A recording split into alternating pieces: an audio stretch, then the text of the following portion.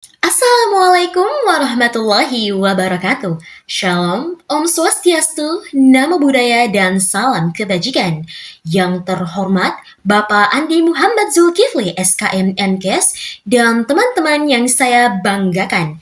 Pada kesempatan kali ini, kami dari kelompok 3 akan membahas materi yang terdapat di E-Modul, yaitu tentang teknik penarikan sampel dalam penelitian. Sebelum lebih lanjut, perkenankan saya memperkenalkan presentator hebat kami. Pemateri pertama oleh Nanda Muradiatna, pemateri kedua Aniza Aulia, pemateri ketiga Nur Malasari, pemateri keempat Siti Nur Aziza, pemateri kelima Zahra Zafira Ahmad, dan pemateri terakhir Nur Febrianti. Teman-teman, teknik penarikan sampel pada penelitian penting untuk dipahami karena teknik ini sangat berpengaruh terhadap keakuratan dan kualitas hasil penelitian. Untuk lebih jelasnya, mari kita masuk ke pembahasan. Materi yang pertama yaitu adalah definisi konsep. Nah, definisi konsep dari teknik penarikan sampel ini adalah sebuah prosedur atau perangkat sistematis yang digunakan oleh peneliti untuk memilih sejumlah unit, item, atau individu yang bersifat sebagai subset atau bagian kecil dari populasi yang telah ditentukan sebelumnya, menurut Firmansyah dan Dede tahun 2022. Nah, konsep dari teknik ini adalah menjadikan subset tersebut sebagai subjek penelitian untuk observasi atau eksperimen dengan tujuan mengungkap informasi penting mengenai populasi yang lebih besar. Nah, penggunaan teknik ini dianggap krusial karena seringkali tidak mungkin bagi peneliti untuk melakukan investigasi terhadap setiap elemen dan populasi akibat keterbatasan waktu dan sumber daya. Nah, dalam persepsi teoritis, aspek paling krusial dari teknik penarikan sampel adalah pencapaian tingkat representativitas yang tinggi. Nah, sebuah sampel dikatakan representatif apabila karakteristik yang dimiliki oleh subset tersebut mencerminkan distribusi variabel yang ada pada populasi secara keseluruhan. Nah, ketidakmampuan penelitian ini dalam memilih teknik yang tepat dapat menyebabkan timbulnya bias keterwakilan, di mana hasil statistik dari sampel tidak lagi akurat dalam menggambarkan parameter populasi yang sebenarnya. Oleh karena itu, pemahaman mendalam mengenai poin-poin penting dalam tahapan sampling menjadi kunci untuk meningkatkan validitas temuan penelitian. Nah, selain aspek representativitas, konsep penarikan sampel juga ini berfokus pada keseimbangan antara efisiensi sumber daya dan validitas generalisasi. Nah, teori ini menjelaskan bahwa pengguna sampel memungkinkan penelitian untuk melakukan riset yang lebih mendalam dengan biaya dan waktu yang lebih efisien dibandingkan melakukan sensus pada seluruh populasi menurut Firmansyah dan Dede tahun 2022. Baik, selanjutnya materi kedua yaitu penjelasan teori, yang dimana penjelasan teori ini dibagi menjadi 3 bagian. Yang pertama yaitu adalah sampel. Nah, sampling adalah teknik atau prosedur atau perangkat yang digunakan oleh peneliti untuk secara sistematis memilih sejumlah item atau individu yang relatif lebih kecil atau subset dari populasi yang telah ditentukan sebelumnya untuk dijadikan subjek atau sumber data untuk observasi atau eksperimen sesuai tujuan. Kemudian penjelasan teori kedua yaitu teknik pengambilan sampel, yang dimana pengambilan sampel adalah langkah pertama dan aspek penting dari keseluruhan proses analisis.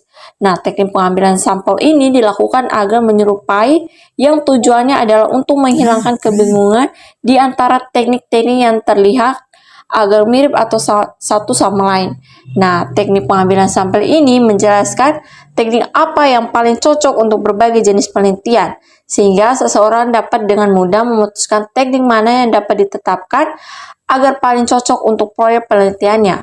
Kemudian penjelasan teori ketiga yaitu adalah tujuan. Nah, tujuan pengambilan sampel ini adalah untuk mempelajari hubungan antara distribusi variabel dalam populasi sasaran dan distribusi variabel yang sama dalam sampel penelitian. Nah, dalam implementasinya, pemilihan teknik sampling ini dibagi menjadi 2 kategori utama, yakni probability sampling dan non-probability sampling. Nah, teknik probability sampling ini memberikan peluang yang sama bagi setiap anggota populasi untuk terpilih, sehingga hasil penelitian memiliki tingkat generasi yang lebih kuat terhadap populasinya, menurut Firmansyah dan Dede tahun 2022. Sebaliknya, non-probability sampling lebih didasarkan pada penilaian subjektif peneliti atau kemudahan akses, yang sering digunakan dalam penelitian kualitatif atau studi kasus yang berfokus pada ke dalam informasi, menurut juga Firmansyah dan Dede tahun 2022. Yang pertama yaitu penjelasan probability sampling. Probability sampling adalah teknik pengambilan sampel yang memberikan peluang yang sama bagi setiap anggota populasi untuk terpilih menjadi sampel. Nah, teknik ini dianggap paling ideal untuk penelitian kuantitatif karena memungkinkan hasil penelitian digenerasikan secara lebih akurat kepada populasi. Nah, probability sampling ini dibagi menjadi 4 bagian. Yang pertama adalah simple random sampling. Nah, simple random sampling ini merupakan teknik pengambilan sampel di mana setiap anggota populasi memiliki kesepakatan yang sama untuk dipilih secara acak. Nah, pemilihan sampel ini dapat dilakukan melalui undian, tabel angka acak, atau perangkat lunas statistik. Nah, teknik ini mengurangi bias peneliti, namun memerlukan daftar populasi lengkap agar proses pemilihan sampel dapat berjalan dengan baik. Kemudian, yang kedua yaitu stratified random sampling, yang dimana pada stratified sampling ini populasi dibagi ke dalam beberapa strata atau kelompok berdasarkan karakteristik tertentu seperti jenis kelamin, tingkat pendidikan, atau usia. Nah, setelah itu sampel diambil secara acak dari masing-masing strata sesuai proporsi yang ditentukan. Teknik ini sangat efektif ketika populasi bersifat heterogen dan peneliti ingin memastikan setiap kelompok terwakilkan secara proporsional. Kemudian yang ketiga yaitu adalah cluster sampling. Nah, cluster sampling dilakukan dengan membagi populasi ke dalam kelompok-kelompok atau cluster berdasarkan lokasi geografis atau institusi tertentu. Kemudian beberapa cluster dibagi secara acak dan seluruh anggota dalam cluster tersebut dijadikan sampel. Nah, teknik ini lebih efisien dalam hal biaya dan waktu, terutama ketika populasi tersebar secara geografis dan sulit dijangkau.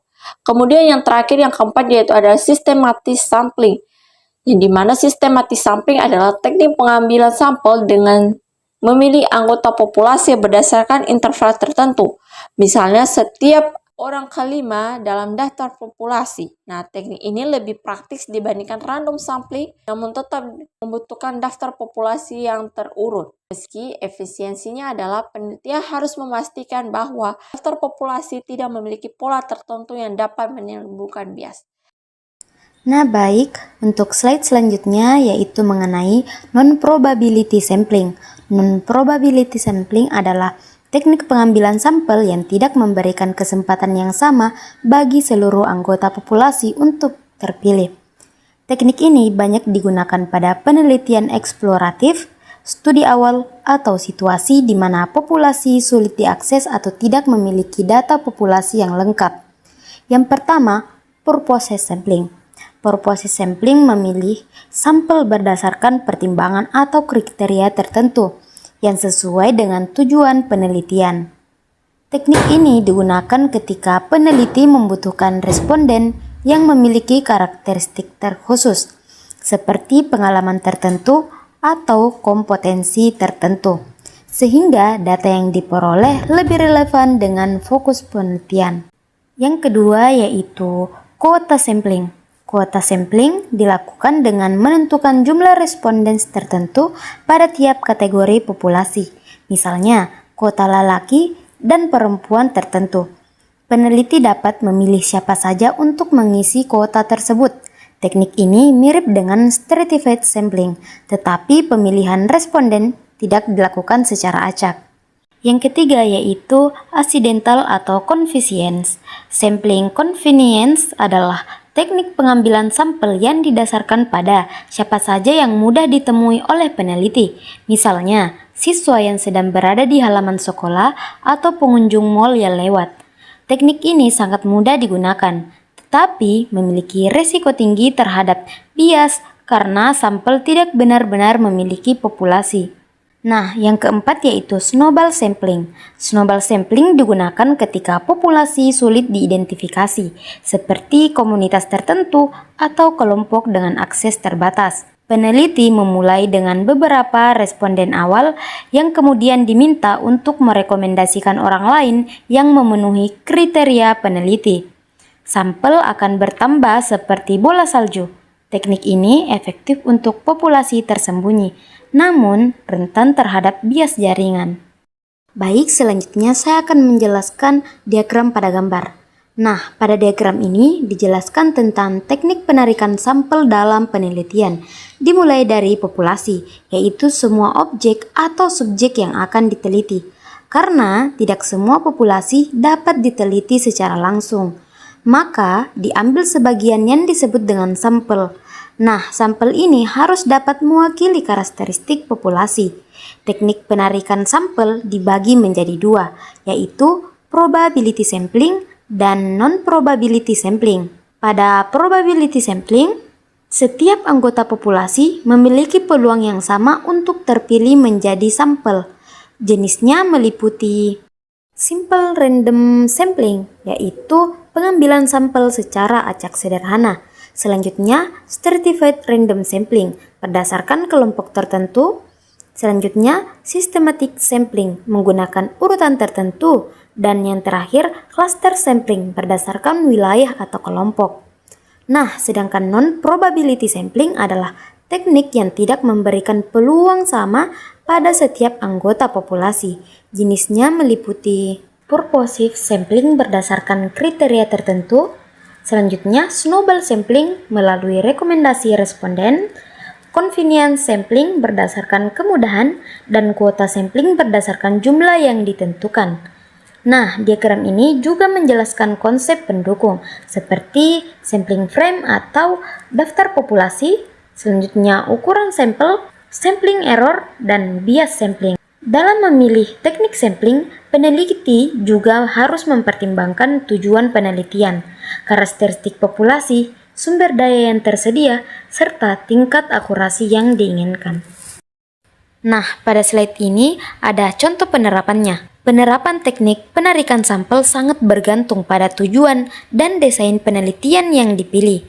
Sebagai contoh, dalam kategori probability sampling, seorang peneliti yang ingin mengetahui indeks kepuasan mahasiswa di sebuah universitas dapat menggunakan simple random sampling dengan cara mengundi nomor induk mahasiswa untuk mendapatkan sampel yang tidak bias. Jika populasi memiliki karakteristik yang berjenjang seperti perbedaan tingkat pendidikan, peneliti dapat menerapkan stratified random sampling untuk memastikan setiap lapisan atau strata terwakili secara proporsional dalam sampel. Di sisi lain, untuk penelitian yang bersifat eksploratif atau memiliki keterbatasan akses, teknik non-probability sampling sering diterapkan.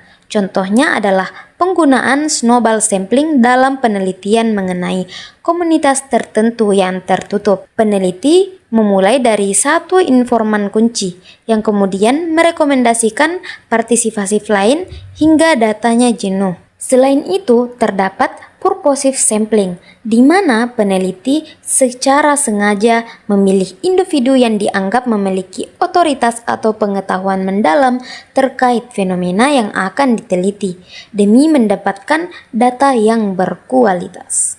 Contoh penelitian di bidang kesehatan atau gizi. Adapun penelitian yang berjudul Perbedaan Pola Konsumsi Sayur dan Buah Berdasarkan Tingkat Pendidikan Ibu pada Usia Sekolah di Kota Makassar menggunakan teknik stratified random sampling dalam proses penarikan sampelnya. Populasi dalam penelitian ini adalah seluruh ibu yang memiliki anak usia sekolah antara 6 hingga 12 tahun di Kota Makassar dengan jumlah keseluruhan sebanyak 1.200 orang. Dalam proses pengambilan sampel, sampel, peneliti terlebih dahulu membagi populasi ke dalam 3 strata berdasarkan tingkat pendidikan ibu, yaitu kelompok pendidikan dasar yang mencangkup lulusan SD dan SMP. Kemudian kelompok pendidikan yang menengah yang mencangkup lulusan SMA dan SMK, serta kelompok pendidikan tinggi yang mencangkup lulusan D3, S1, dan S2. Setelah populasi terbagi ke dalam strata tersebut, peneliti kemudian mengambil sampel dari masing-masing strata secara proporsional sehingga diperoleh total responden yang mewakili ketiga kelompok pendidikan tersebut secara berimbang. Pemilihan teknik stratified random sampling dalam penelitian ini didasarkan pada pertimbangan bahwa populasi yang diteliti bersifat heterogen, di mana karakteristik ibu berbeda-beda berdasarkan latar belakang pendidikannya. Pada penelitian Amin et al. Tahun 2023 menyatakan bahwa stratified random sampling tepat digunakan ketika populasi bersifat heterogen, karena teknik ini memastikan setiap subkelompok dalam populasi terwakili secara proporsional dalam sampel. Suryani et al. Tahun 2023 juga menegaskan bahwa penelitian teknik sampling harus disesuaikan dengan karakteristik populasi sasaran, agar sampel yang diperoleh benar-benar representatif dan dapat digunakan sebagai dasar generalisasi hasil penelitian. Dengan demikian, penggunaan teknik ini dalam penelitian tersebut memungkinkan peneliti untuk membandingkan pola konsumsi sayur dan buah secara valid di antara ketiga kelompok tingkat pendidikan ibu yang menjadi fokus analisis. Visualisasi data. Konsep statistik dasar dalam penarikan sampel. Rata-rata sampel sama dengan jumlah semua nilai dibagi dengan jumlah data. Contoh, pola konsumsi sayur dan buah, satuannya porsi per hari per strata pendidikan ibu. Strata 1 pendidikan dasar, SD atau SMP dengan jumlah data dalam sampel 40, jumlah semua nilai 100 porsi dan rata-rata sampelnya 2,5.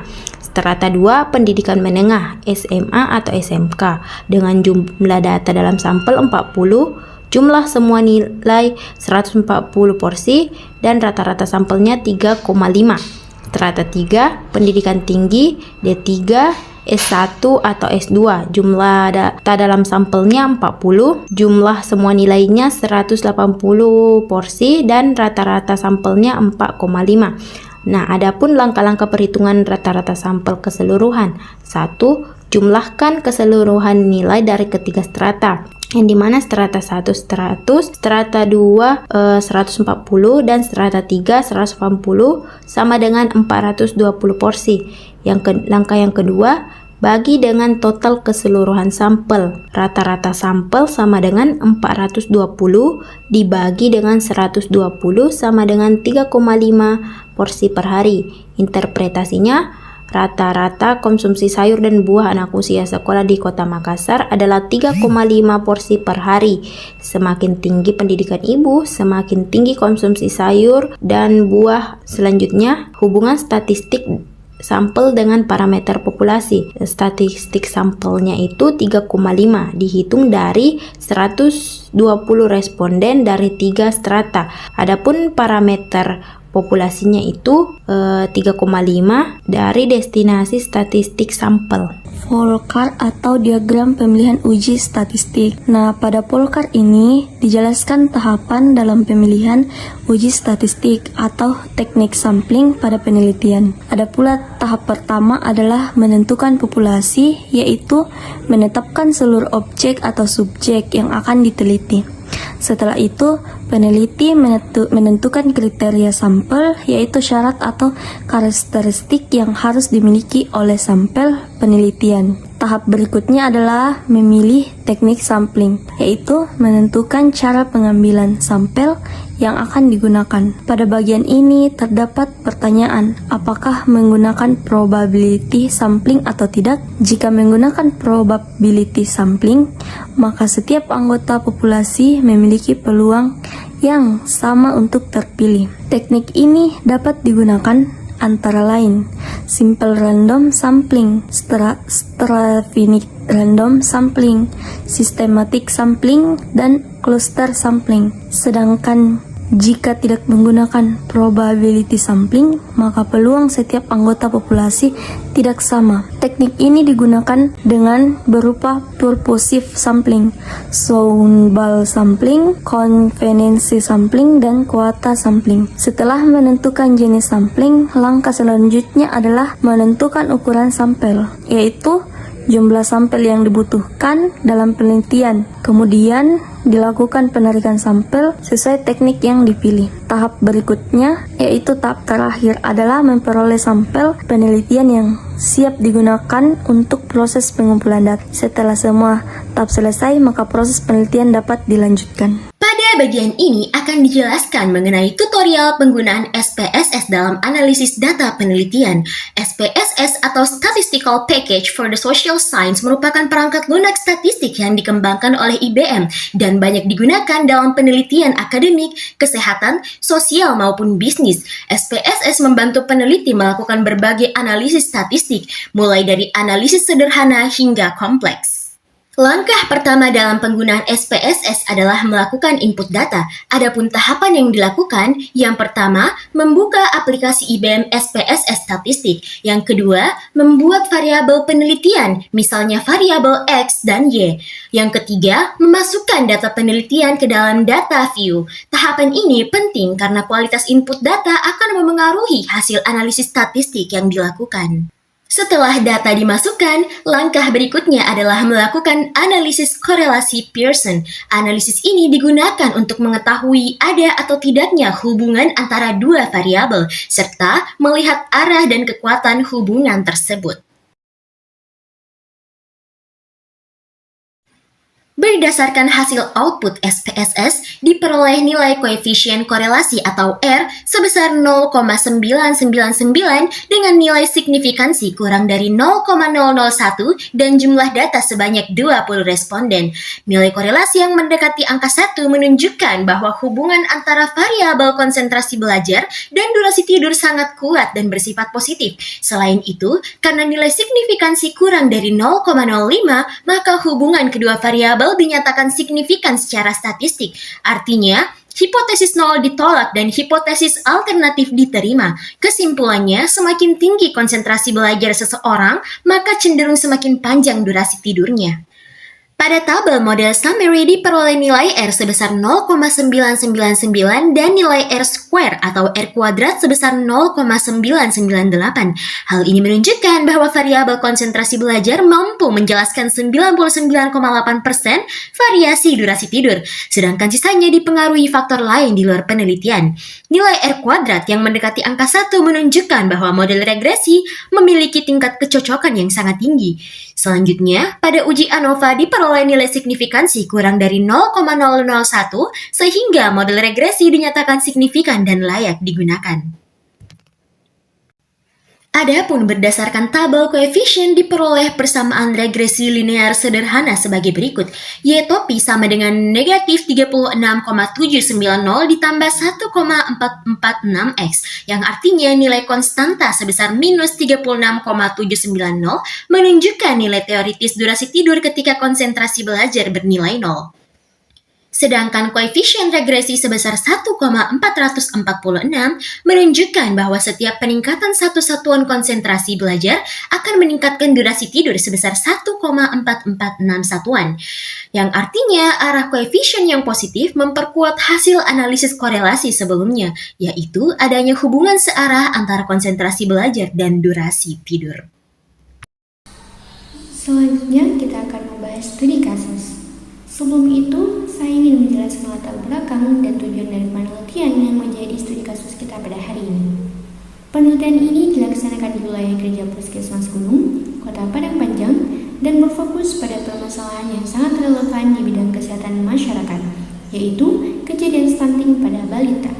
Masalah yang mendorong penelitian ini adalah fakta bahwa prevalensi stunting di wilayah tersebut mencapai 16%, yang mana angka ini masih berada di atas target nasional sebesar 14%. Maka dari itu, tujuan utama penelitian ini adalah untuk mengidentifikasi dan menganalisis faktor-faktor risiko apa saja yang mempengaruhi kejadian stunting pada balita di wilayah tersebut. Hal ini menjadi landasan atau rumusan masalah yang menentukan seluruh desain penelitian, termasuk bagaimana kita memilih sampel, yang akan kita bahas lebih lanjut. Setelah kita memahami tujuan penelitian, langkah selanjutnya adalah menetapkan siapa saja yang akan menjadi subjek penelitian atau yang disebut kriteria inklusi. Mari kita bahas di slide selanjutnya. Slide ini menjelaskan dua tahapan penting. Pertama, bagaimana peneliti menentukan kriteria sampel, dan kedua, mengapa dipilih teknik purposive sampling sebagai strategi pengambilan sampel. Pada poin nomor 2, peneliti membagi sampel menjadi dua kelompok utama. Yang pertama, kelompok kasus, yaitu balita yang secara klinis didiagnosis mengalami stunting, di mana diagnosis ini didasarkan pada indeks tinggi badan menurut umur dengan nilai Z-score kurang dari 2 standar deviasi, yang mana merupakan standar WHO yang diakui secara internasional. Yang kedua, kelompok kontrol, yaitu balita yang tidak mengalami stunting, yang berfungsi sebagai pembanding agar kita dapat mengidentifikasi perbedaan faktor risiko secara objektif. Selanjutnya, pada poin ketiga, yaitu pemilihan tipe strategi purposive, penelitian ini menggunakan desain analitik observasional dengan rancangan case control. Dengan desain ini, peneliti tidak memberikan perlakuan apapun, melainkan mengamati dan membandingkan kelompok yang sudah ada. Strategi purposive dipilih karena peneliti secara sengaja dan terencana memilih sampel yang benar-benar mewakili dua kelompok fenomena yang diteliti, yaitu kelompok stunting dan tidak stunting. Tujuannya agar perbandingan faktor risiko dapat dilakukan secara akurat dan valid. Setelah kriteria dan strategi ditetapkan, bagaimana cara peneliti mengidentifikasi dan menyaring subjek yang memenuhi syarat? Kita lihat di slide berikutnya. Slide ini mencakup 3 tahapan lanjutan dalam proses sampling, yaitu identifikasi dan screening subjek, penentuan ukuran sampel, dan verifikasi data. Populasi dalam penelitian ini adalah seluruh balita di wilayah kerja Puskesmas Gunung, sejumlah 722 orang. Untuk proses screening, peneliti mengambil data berat dan panjang badan lahir dari dokumen resmi seperti buku KIA, KMS, atau buku catatan kesehatan anak lainnya. Pendekatan ini memastikan data yang digunakan sahih dan dapat dipertanggungjawabkan secara ilmiah. Penelitian menetapkan jumlah responden yang seimbang antara kedua kelompok, di mana total sampel sebanyak 116 orang, distribusi 58 orang, atau 50% kelompok stunting, dan 58 orang atau 50% kelompok tidak stunting. Proporsi 1:1 ini merupakan standar ideal dalam penelitian case control untuk memaksimalkan kekuatan statistik. Setelah sampel terkumpul, maka data diverifikasi menggunakan analisis statistik inferensial, yaitu Geiger, untuk melihat hubungan antara variabel dan regresi logistik untuk mengidentifikasi faktor risiko yang paling dominan. Hasilnya, peneliti berhasil menemukan hubungan yang bermakna antara kriteria yang dipilih, seperti panjang badan lahir pendek, pola asuh kurang baik, dan sanitasi buruk dengan kejadian stunting. Hal ini membuktikan bahwa teknik sampling yang dipilih itu sudah tepat dan representatif. Itulah gambaran lengkap studi kasus penelitian. Sekarang kita akan beralih ke bagian infografis yang merangkum konsep dasar teknik penelitian sampel secara lebih umum. Setelah melihat aplikasinya dalam studi kasus, mari kita perkuat pemahaman kita tentang konsep dasar teknik penelitian sampel secara teoritis. Apa itu sampling? Sampling adalah teknik yang digunakan peneliti untuk memilih sebagian anggota populasi sebagai sampel penelitian. Tujuannya adalah untuk mengungkap informasi tentang keseluruhan populasi secara efisien dan akurat tanpa harus meneliti seluruh populasi yang mungkin sangat besar. Manfaatnya yaitu menghemat waktu, menghemat biaya, mempermudah proses penelitian, sekaligus tetap mewakili populasi secara valid. Secara garis besar, teknik sampling dibagi menjadi 2 kelompok besar, yaitu probability sampling yang meliputi simple random sampling, stratified random sampling, systematic sampling, dan cluster sampling. Sedangkan pada non-probability sampling, tidak semua anggota populasi itu memiliki pola yang sama, yang meliputi purposive sampling, quota sampling, convenience sampling, dan snowball sampling. Secara singkat, perbedaan mendasar keduanya dapat dilihat dari beberapa aspek. Dari aspek peluang, probability itu sama rata, sedangkan non-probability itu berbeda-beda. Dari aspek pemilihan, probability itu acak atau random, dan non-probability itu subjektif dan purposive. Dari aspek representativitas, probability itu lebih representatif, sedangkan non-probability kurang representatif. Dari aspek tingkat bias, probability itu lebih rendah, sedangkan probability itu lebih tinggi. Probability lebih cocok untuk penelitian kuantitatif dan generalisasi, sedangkan non-probability lebih cocok untuk penelitian eksploratif, kualitatif, dan studi awal. Terakhir ini merangkum seluruh materi dalam bentuk infografis yang memutar alur penarikan sampel secara sistematis, dilengkapi dengan contoh penerapan nyata di bidang gizi. Secara sistematis, proses penarikan sampel mengikuti 6 langkah utama. Yang pertama, menentukan populasi. Yang kedua, menentukan kriteria sampel. Ketiga, memilih teknik sampling. Keempat, menentukan ukuran sampel. Kelima, melakukan penarikan sampel. Dan terakhir, sampel penelitian diperoleh untuk digunakan sebagai pengumpulan data. Sebagai contoh konkret, kita mengambil penelitian berjudul perbedaan pola konsumsi sayur dan buah berdasarkan tingkat pendidikan ibu pada anak usia sekolah di Kota Makassar. Dengan populasi 1.200 ibu yang memiliki anak usia sekolah sekitar 6-12 tahun dan target sampel itu sebanyak 120 responden. Peneliti menggunakan stratified random sampling karena populasinya heterogen berdasarkan tingkat pendidikan ibu. Sampel dibagi ke dalam 3 strata, yaitu pendidikan dasar sebanyak 40 orang, menengah sebanyak 40 orang, dan tinggi sebanyak 40 orang. Hasil menunjukkan semakin tinggi pendidikan ibu, maka semakin tinggi rata-rata konsumsi sayur dan buah pada anak.